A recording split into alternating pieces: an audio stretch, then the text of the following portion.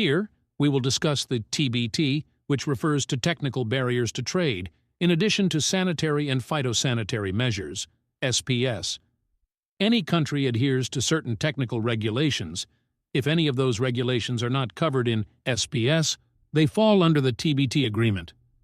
From the perspective of the TBT agreement, we often focus on packaging, labeling of food items, and some specifications. In contrast, SPS concentrates on food safety.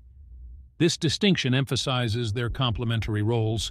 We consistently assert that the fundamental requirement of TBT is fair trade without impediments that halt trade for reasons unrelated to essential conditions.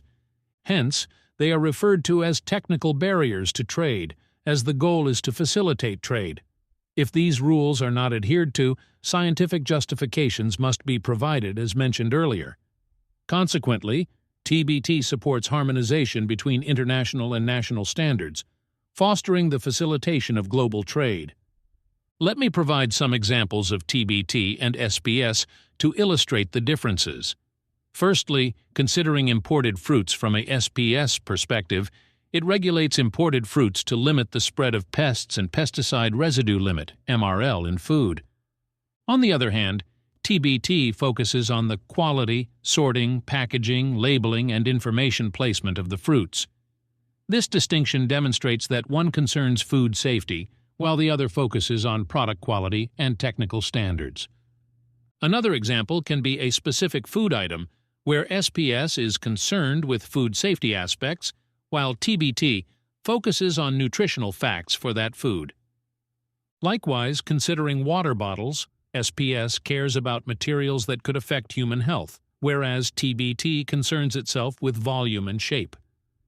This also clarifies the difference between SPS and TBT. This information is crucial, especially for regulatory managers in different companies.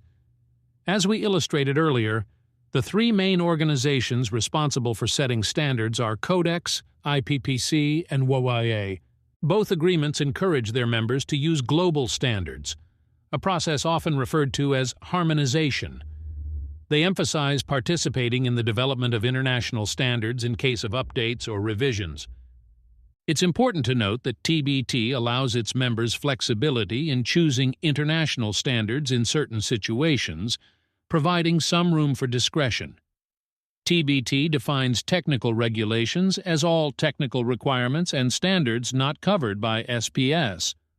A key point to highlight is that both agreements promote transparency, imposing commitments for countries to disclose any modifications to their legislation, whether amending existing laws or introducing new ones. If the legislation does not align with international standards, specifically those of Codex, IPPC, and WOA, the country must notify and disclose it. These notifications allow WTO members to offer comments or express concerns about potential trade barriers. Initial studies of these draft legislations are conducted. For example, if a country introduces new legislation, it must notify this through a WTO notification, which we will discuss in detail later. This allows other countries and official bodies sufficient time to review the proposed changes. If any party has comments on these modifications, adjustments can be made early on to avoid creating technical barriers that impede trade. This process holds even if the country plans to adhere to international standards like Codex. In such cases, the early notification ensures that all countries are aware.